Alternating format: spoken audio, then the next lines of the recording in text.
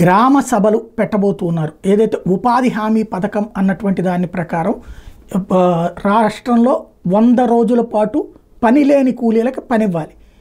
దానికి సంబంధించి కేంద్ర ప్రభుత్వమే డబ్బులు పెట్టుకుంటుంది. మెటీరియల్ గ్రాంట్స్ కూడా కేంద్ర ప్రభుత్వం ఇస్తుంది. అంటే పని వాళ్ళకి జీతము కేంద్ర ప్రభుత్వం డైరెక్ట్గా వాళ్ళకే ఇస్తుంది. అదే సందర్భంలో మెటీరియల్ గ్రాంట్ రాష్ట్ర ప్రభుత్వానికి అంటే పంచాయతీలకు ఇస్తుంది. దాంతో ఏ పనులు చేపట్టాలి, ఎలా చేపట్టాలి, వాటికి సంబంధించి అక్కడ ఇన్వాల్వ్ ఎలా చేయాలి, ఇదంతా కూడా స్వయంగా పంచాయతీరాజ్ శాఖ మంత్రి పవన్ కళ్యాణ్, డిప్యూటీ సీఎంగా ఉన్నటువంటి పవన్ కళ్యాణ్ తాజాగా వీడియో కాన్ఫరెన్స్ ద్వారా అధికారులతో మాట్లాడారు.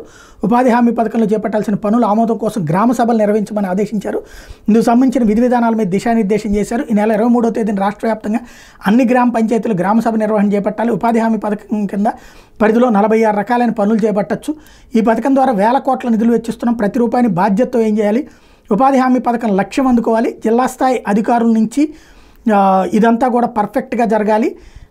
ఏదైతే మండల గ్రామ స్థాయిలో ఉన్న అధికారులు ఈ పథకం పనులు అమల్లో బాధ్యత తీసుకోవాలి. సోషల్ ఆడిట్ విభాగం పకడ్బందీగా వ్యవహరించాలి అని ఆదేశించారు. వీడియో కాన్ఫరెన్స్లో అధికార యంత్రాంగంతో కలిసి ఆయన ఈ రివ్యూ చేశారు.